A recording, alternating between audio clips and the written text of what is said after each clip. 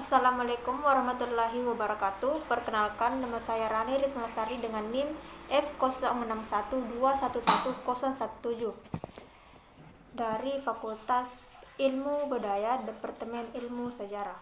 Baiklah, dalam video ini saya akan mereviewkan atau meresumekan materi tentang bab 2, yaitu revolusi industri transformasi masyarakat. Pada masa terakhir abad ke-18, sewaktu revolusi kemerdekaan dan kesamaan menyapa sentro Prancis dan mengirimkan gelombang-gelombang kejutan ke seluruh Eropa.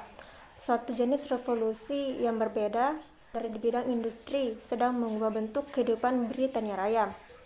Pada abad ke-19, revolusi industri menyebar ke Amerika Serikat dan ke daratan Eropa. Revolusi industri menyebar ke Amerika Serikat di mana mereka untuk mendorong mengganti tenaga manusia dengan mesin-mesin terus berlangsung dengan langkah-langkah yang cepat. Selanjutnya, setelah tahun 1760, perubahan-perubahan dramatis terjadi di Britania dalam cara menghasilkan barang dan mengorganisir tenaga kerja. Bentuk-bentuk baru tenaga, khususnya uap, menggantikan kekuatan hewan dengan otot manusia. Cara-cara terbaik untuk memperoleh bentuk baru perorganisasian produksi dan pekerja pabrik digunakan pada abad ke-19. Teknologi beranjak dan kemenangan satu ke kemenangan berikutnya dengan menentukan suatu pemikiran yang belum pernah terjadi dalam sejarah manusia. Satu hal yang dihasilkan tersebut dalam produksi dan produktivitas ekonomi mengubah masyarakat dengan cepat dan juga menakjubkan. Dari periode tersebut menimbulkan suatu kemunculan zaman industri, yakni memunculkan suatu alat yang baru dalam meningkatkan suatu populasi dan produktivitas pertanian yang membantu memicu industrialisme. Pertumbuhan populasi Eropa yang besar pada abad ke-19 menyediakan banyak konsumen maupun tenaga kerja bagi industri. Tanah yang dulu digunakan secara bersamaan oleh para penduduk desa untuk tempat hewan merumput atau digunakan sebagai bahan pokok makanannya untuk digunakan secara pribadi. Akhirnya terjadi selama era reformasi, ia menemukan ekspresinya pada para saudagar dan kemudian dibangkitkan dengan ruang gerak yang luas yang diberikan negara-negara kepada aktivitas ekonomi swasta yang membantu perkembangan kewirausahaan kapitalis yang berbentuk dalam suatu unsur yang sangat dinamis. Tradisi budaya kedua yaitu mereka berusaha untuk mendorong industrialisme, ialah tingginya nilai yang diberikan orang barat pada pengertian rasional dan pengendalian atas alam. Dari sejarawan David L. Ledes menyimpulkan bahwa baik individualisme maupun tradisi akal memberikan Eropa keuntungan yang sangat besar dan menemukan dan menggunakan teknologi baru, kehendaknya untuk menguasai pendekatan rasional kepada masalah-masalah yang kita sebut metode ilmiah, persaingan untuk mendapatkan kekayaan dan kekuasaan secara bersama-sama. Hal ini mematahkan perlawanan cara-cara dalam mewariskan dan membuat perubahan menjadi kebaikan yang positif. Untuk itu melahirkan suatu Britania yang pertama. Britania ini memiliki beberapa keuntungan yang memampukan untuk bertindak sebagai pelopor.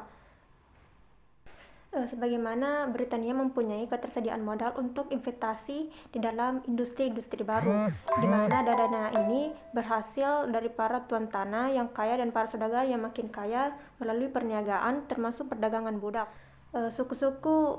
Suku bunga atau pinjaman jatuh pada akal ke-18 merangsang investasi. Kelas menengah Britania yang memperluas penyediaan pasar dalam negeri untuk industri-industri yang muncul. Begitu juga dengan koloni-koloni dari luar negeri yang juga menyediakan bahan-bahan mentah untuk diproduksi selanjutnya, yang semangat berusaha untuk sangat kuat dalam peluang pria cakap yang berasal dari orang biasa untuk bangkit mencapai kekayaan yang bermasyuran, juga membantu menjelaskan pertumbuhan industrialisasi. Untuk itu, seiring dengan masa perkembangannya yang terus berkembang dan berkembang, terjadi suatu perubahan-perubahan dalam bidang teknologi seperti industri kapas, yang kemudian tercipta juga mesin uap, adapun industri besi dan transportasi, sehingga membuat adanya perubahan pada masyarakat. Perubahan di bidang produksi pertanian, organisasi bisnis, dan teknologi mempunyai konsekuensi yang revolusioner kepada masyarakat, ekonomi, dan politik. Hal tersebut mempengaruhi secara khusus pada masyarakatnya. Kota-kota semakin besar dalam jumlah, ukuran, dan populasinya akibat industrialisasi, sehingga memunculkan beberapa perbandingan dan kesukaran dalam segala hal. Yang kaya dan miskin sama-sama menderita di lingkungan yang penuh penyakit, kejahatan, dan kekerasan, meskipun kaum miskin menemukan bagian terberat dari keburukan itu. Sehingga pada masa periode tersebut menimbulkan suatu perubahan dalam struktur sosial. Revolusi industri menghancurkan untuk selamanya pembagian masyarakat ke dalam golongan imam, bangsawan, dan orang biasa. Dari perkembangan kaya adalah para bankir, pemilik pabrik dan tambang, dan para saudagar, tetapi kelas menengah juga mencakup pemilik toko, manajer, pengacara, dan dokter. Dari hal tersebut, industrialisasi memungkinkan telah mengurangi beberapa rintangan antara kaum elit, pemilik tanah, dan kelas menengah, tetapi ia mempertajam perbedaan antara kelas menengah dan kelas pekerja. Seperti kelas menengah, proletariat mencakup level-level ekonomi yang berbeda, buruh pedesa, tambang, dan karyawan kota.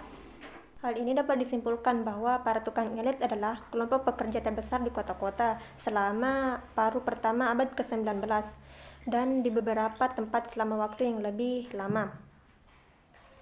Mereka bekerja di bidang konstruksi, percetakan, penjahitan kecil atau perusahaan pembuatan pakaian, penyiapan dan pemrosesan makanan, dan kerajinan yang menghasilkan barang-barang mewah seperti furnitur, barang-barang hiasan, renda, dan bludur. Untuk itu banyak yang menyimpulkan, begitupun dengan para sejarawan.